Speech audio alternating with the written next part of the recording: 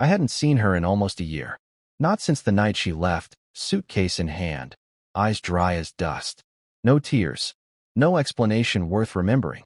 Just, I need to figure things out. And a door closing that never really opened again. But here we were. My cousin Mark's wedding. Big family event. Vineyard venue. The kind of thing with mason jar centerpieces and string lights hanging like fireflies above perfectly distressed wood tables. I wasn't going to go. I told myself I had nothing to prove, no one to impress, and honestly, I hated how everyone always asked about her. Where's Chloe? You two still going strong? She's a catch, man. Don't mess it up. Yeah, I messed it up, all right. At least, that's what I told myself for a while. But I did go. Not to show off or stir anything up, just to be present. For Mark. For my family. For myself. I put on a charcoal gray suit, something sharp but simple, combed my hair with more intention than usual, and told myself I was fine. And then I saw her. She walked in like she hadn't burned everything down, like she hadn't ghosted a shared life. Same graceful glide, same auburn waves falling over her shoulders, same laugh that once meant home to me. She wore pale blue, always her color, and a delicate silver chain I bought her 2 Christmases ago. Beside her, a man, not overly tall, neatly dressed, looked like the type who knew where all the best brunch spots were. I couldn't tell what they were, dating, friends, whatever, but she held onto his arm like she wanted everyone to notice, including me. I didn't flinch, not on the outside, but I'll admit it, my stomach did that annoying twist it used to do when I saw her texting someone she claimed was just a friend back when we were together. Small talk filled the air like perfume and polite tension. Hugs, cheek kisses, you look amazing lies. I floated through it, mostly watching from the edge. Then it happened.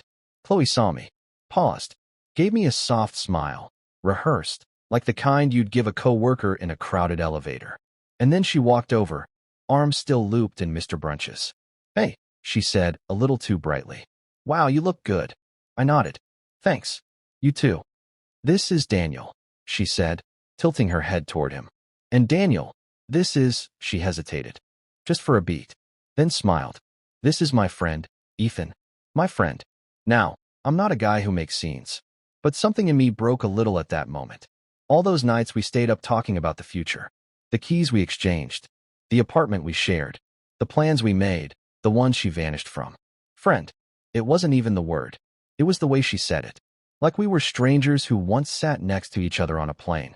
I looked at her for a long second, then at Daniel, who offered a polite nod. Nice to meet you, Daniel, I said, extending a hand. I'm Ethan, Chloe's ex. I watched the smile falter on her face. Just a flicker. Daniel blinked, looked between us, a little confused. There was silence, not awkward, electric. Then I smiled and walked away. I needed air. The kind that didn't smell like curated florals and family expectations. I slipped out the side door, found a quiet spot near the edge of the vineyard, leaned against a wooden fence, and let the cool breeze hit my face. I wasn't trying to hurt her. Truly, I wasn't. But I also wasn't going to let her rewrite me out of our story like that. We weren't friends. We were never just friends. We were almost forever. There's something cruel about being edited out of someone's history, like none of it mattered. Like you were just a pit stop on their journey towards something better. I didn't know why she introduced me like that. Maybe to make things easier. Maybe because Daniel didn't know the full story. Maybe because calling me her ex made things too real again. Whatever the reason, I felt erased. And yet, part of me understood. That's the strange thing. We'd both moved on, at least externally. But healing? That's a different kind of math. I stayed outside longer than I meant to, thinking. About her. About who we were. About who I was now. Not bitter. Just aware. It's funny. You walk into events like these expecting to blend in, and suddenly, you're reliving chapters you thought were closed. And as the sun began to dip behind the vineyard hills, casting everything in soft amber light, I realized something I hadn't let myself admit until then. I still missed her. Not just the person. The idea of us. But that's the thing about ideas. They fade slower than people do. I came back and just before dinner was served. The lights were lower now, candles flickering across linen-covered tables, clinking silverware echoing between soft jazz covers of pop songs. I found my seat, assigned, of course, at table 5. I recognized the names. A few cousins, a couple of family friends, and one empty card beside mine. Chloe. Of course. Mark's mom must have done the seating chart before the breakup. Before the vanishing act. I guess no one thought to update it. Or maybe they had and she insisted. She always liked a little control over a narrative. She didn't sit beside me. She and Daniel took 2 seats across the table, close enough to feel the tension, far enough to pretend it wasn't there. I caught her looking at me a few times. Quick glances. Measuring. I didn't flinch. I smiled once. Not sarcastic. Not smug. Just real. And that seemed to bother her more than anything I could have said. The first toast came from Mark's younger brother. Nervous, heartfelt, filled with cliches and a few well-placed jokes. Everyone laughed, clapped. Then came the second toast. Mark's dad, glass raised. He was halfway through talking about love being about choosing each other, even on the boring Tuesdays, when he veered into a story about Mark's childhood, the way he used to draw pictures of his future wife and say, "I'll always make her laugh." That's when I saw her again. Not Chloe. My Chloe. The version from 2 summers ago, barefoot on our apartment balcony, wearing my hoodie and sipping wine straight from the bottle, laughing at my terrible impression of her boss, singing off-key to Fleetwood Mac. God, I missed that version of her. And I started to wonder when she disappeared. Was it gradual? Or all at once, and I just didn't see it? A server refilled my glass. I wasn't drinking much, didn't trust what would come out if I got too loose. Chloe reached for her own drink, a hand brushing Daniel's arm as she whispered something to him. He smiled, but his eyes didn't light up. There was distance in it, not cold, just unfamiliar. That's when it hit me. They weren't really together. Not like we were. Not yet. Maybe not ever. She looked composed, but something about her posture gave away the truth. The stiff shoulders. The way she overlaughed at a weak joke. The way she didn't once touch Daniel's hand after the initial introduction. It wasn't romance. It was presentation. And I was the audience. Eventually, I excused myself again. Not to run, just to breathe. I wandered toward the string lights near the bar setup outside. A few uncles and a groomsman or 2 were smoking cigars, talking sports. I nodded as I passed but didn't stop. Then I heard her heels behind me. "Ethan," she said. I turned. She wasn't smiling. "Got a minute?" I nodded. "Sure." We walked a little away from the crowd. Not far. Just enough that we could hear each other clearly without being overheard. She crossed her arms. "So, that little intro back there. Calling me your ex. That was something." I kept my hands in my pockets. Was it untrue? She didn't answer right away. It was unnecessary. "No," I said quietly.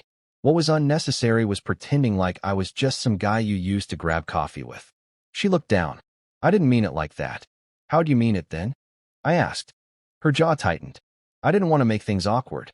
"You mean you didn't want him to know who I really was?" I said. "Or who we really were?" A long silence stretched between us. Finally, she spoke, softer. "It wasn't supposed to happen like this." "What wasn't?" "Us," she said. "The way we ended." That one hit. Because for a long time, I'd wondered if she ever thought about that. If the way she left ever felt wrong to her. If the silence after meant anything at all. Then why did it? I asked, more gently than I meant to. She looked up at me, and for a moment, her eyes weren't cold or polished or guarded. They were just tired. Sad. Human. I panicked, she said. I started feeling like we were stuck, like I was becoming someone I didn't recognize, and I didn't know how to talk about it without breaking everything. "So instead, you disappeared," I said. She nodded. "I thought it would be easier for both of us." It wasn't. I know that now. We stood there in the quiet. No violins, no sweeping closure. Just 2 people who once loved each other more than they knew how to handle. "I'm sorry," she said finally. I believed her. Not in the fix-everything kind of way. Just in the way that sometimes people really do regret what they did, even if it's too late to undo it. "I don't hate you," I said. She smiled, barely. "I don't hate you either." "Then I guess we're even," I said. One awkward intro apiece. That made her laugh. It was short, small, but real. "Friends?" she asked, half teasing. I shook my head slowly. "No, we were too much for that." She didn't argue, just nodded, turned, and walked back toward the reception. I stayed behind, watching her silhouette fade back into the party. And for the first time in a long while, I didn't feel the need to follow. The reception was winding down. The DJ had shifted from up-tempo hits to slow ballads. the kind that pull couples to the floor and leave the rest of us lingering at the edges, watching. I was leaning against the back wall of the venue, glass of ginger ale in hand, watching Mark and his new wife sway under the canopy of lights. He looked happy, really happy. That unguarded kind of joy that you don't see often in adults anymore. And for a moment, I remembered how it felt to believe in that. Chloe was back at her table with Daniel. They weren't dancing. He was scrolling his phone, and she was stirring the last of her wine, not really talking. I don't know if he knew she'd spoken to me, if she'd told him. Part of me hoped she had, not out of pettiness, just because if they were going to be something real, honesty had to start somewhere. But that wasn't my business anymore. Eventually, the DJ made an announcement, last dance of the night, and couples flooded the floor again. A few older folks even joined, stiff but smiling. It was sweet, watching them. Then I felt a tap on my arm. "Chloe, can I steal you for one?" she asked. I looked at her, eyebrows raised. "Just one," she added quickly. "No agenda, just a dance." I hesitated, then nodded. We walked to the floor together, silent. The song was something soft, an old Norah Jones tune, if I remember right. I placed one hand lightly on her waist, she rested hers on my shoulder, and we moved like people who used to know how to do this better. It wasn't romantic. It wasn't sad, either. It just was. Halfway through, she looked up at me. "I'm glad you came today." I smiled. I wasn't going to. I figured. "But I'm glad I did too," I said. There was a long pause between us, filled with the music and the murmured sounds of other people's memories. She finally said, "Do you think if things had gone differently, we'd be here together? Like this, at someone's wedding?" I didn't answer right away. I looked around at all the couples. Some were laughing, some whispering, some just holding on.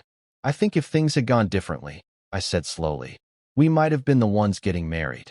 She swallowed. I felt it more than saw it. "But that's not what happened," I added.